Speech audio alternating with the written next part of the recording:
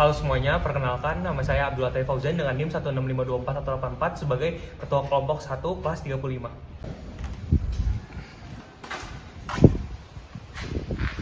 Perkenalkan, nama saya Muhammad Hafiz Sartanto, NIM 165240072. Perkenalkan, saya Gede Bekaran Takusuma, NIM 16524-160.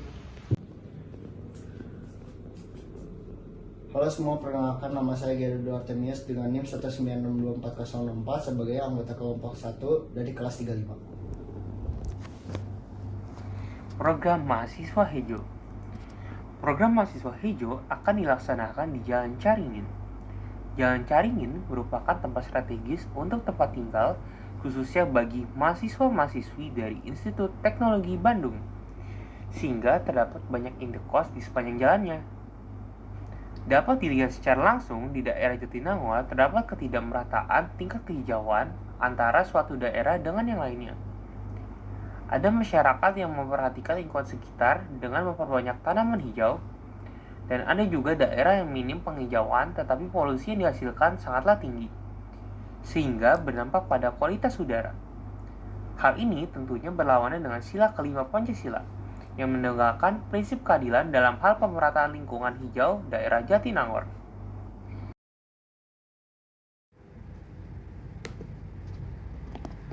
Keadilan sosial bagi seluruh rakyat Indonesia.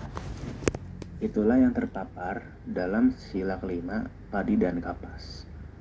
Makna dari sila kelima Pancasila tersebut adalah bahwa semua rakyat Indonesia mempunyai hak yang sama untuk kemakmuran, kesehatan, dan kenyamanan. Dalam konteks situasi di Jatinangor saat ini, kita sebagai sesama rakyat Indonesia berhak mendapatkan kenyamanan wilayah yang hijau dan juga wilayah yang berudara segar. Dalam kesempatan kali ini, kami akan berusaha mengamalkan Pancasila sila kelima dengan cara melaksanakan program kami agar memenuhi keadilan sosial di sebagian daerah Jatinangor, khususnya daerah Jalan Caringin.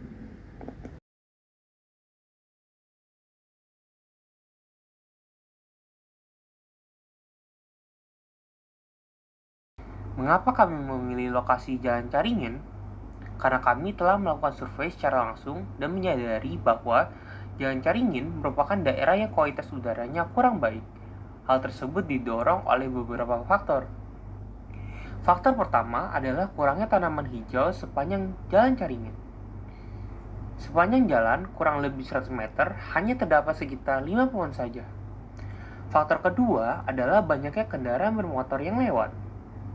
Gas yang dikeluarkan kendaraan bermotor tersebut menjadi penyebab utama polusi udara yang berbahaya untuk pernapasan masyarakat sekitar. Faktor yang terakhir adalah kurangnya lahan untuk tanaman hijau. Jalan Caringin bisa dibilang jalan yang tidak begitu luas. Tujuan utama program kami adalah memperbanyak lahan hijau di sekitar Jalan Caringin. Daerah yang banyak tanaman hijaunya tentu akan lebih enak untuk dipandang karena lebih estetik dibanding tidak adanya tanaman hijau. Selain memiliki fungsi estetika, tanaman hijau tentunya juga berperan mengurangi polusi udara. Udara yang kotor dapat memicu terjadinya gangguan pernapasan, seperti asma, ispa, maupun kanker paru-paru. Mengurangi polusi akan membuat udara bersih dan segar, serta membuat lingkungan menjadi lebih nyaman, terutama banyak mahasiswa yang tinggal di daerah Caringin. Kemudian, tujuan yang paling berpengaruh bagi masyarakat sekitar adalah meningkatkan kesadaran dan kepedulian akan pentingnya penghijauan. Hal tersebut sangatlah penting untuk melanjutkan penghijauan dalam kurun waktu jangka panjang. Persiapan program Majo. Sebelum dilaksanakan program Majo, kami telah membuat dan menyebarkan kuesioner yang diharapkan dapat meningkatkan kesadaran masyarakat yang tinggal di Jalan Caringin dan mengajak mereka untuk mensukseskan program ini. Kami telah membuat proposal yang akan diajukan kepada dosen kami, Bu Patmi dan Pak Kevin, untuk membantu agar terlaksananya program Majo ini. Kami juga membuat komunitas untuk menunjang program Majo, agar masyarakat yang bergabung bisa saling membantu satu sama lain pada program ini. Kami juga akan berkonsultasi lebih mendalam mengenai rencana pelaksanaan program Majo. Kami akan berkonsultasi secara langsung dengan pihak yang memiliki keahlian dalam bidang penghijauan, seperti Pak Saifuddin yang telah diundang langsung oleh ITB sebagai narasumber. Dan selain itu, kami juga akan berkonsultasi dengan dosen SITHR, Bapak Dr. Ahmad Faisal MSI.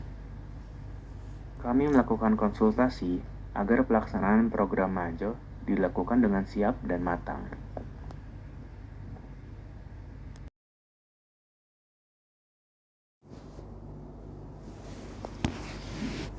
Penanaman lidah mertua. Mengapa harus lidah mertua? Karena tanaman ini memiliki berbagai keunggulan untuk penghijauan.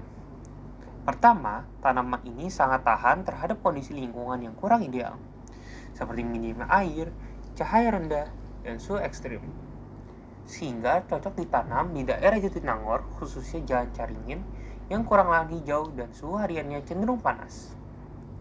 Kedua, lidah mertua dikenal sebagai tanaman yang mampu membersihkan udara dengan menyerap polutan seperti benzena, formaldehid, TCH, silin, dan toluen dari udara.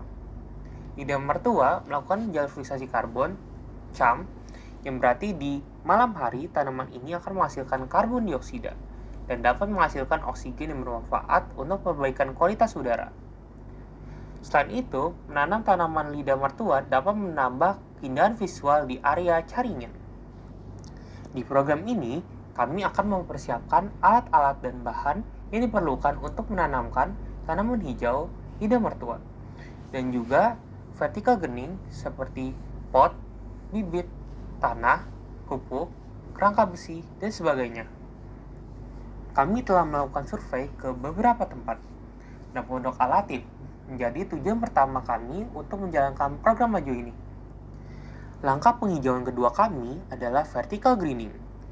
Vertical greening adalah teknik menanam tanaman secara vertikal pada dinding. Teknik ini cocok untuk dibuat di Jalan Caringin yang memiliki dinding kosong. Sehingga selain meningkatkan produksi oksigen dan menurunkan suhu yang tinggi, juga dapat menambahkan estetika. Tanaman lidah mertua adalah tanaman yang kami fokuskan pada program ini.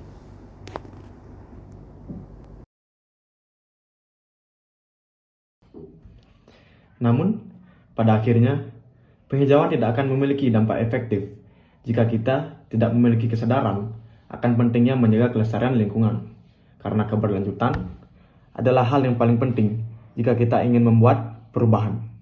Melalui program Majo, kami ingin mengajak sekaligus mendorong teman-teman mahasiswa dan generasi muda untuk bersama-sama Membangun rasa kepedulian terhadap lingkungan sekitar dengan cara menanam tanaman hias yang juga bermanfaat untuk mengurangi polusi udara, seperti tanaman lidah mertua.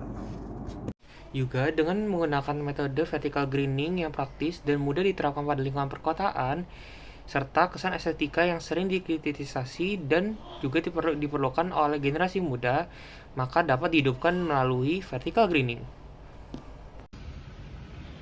Sekian dari kami, semoga program Majo bermanfaat bagi kita semua.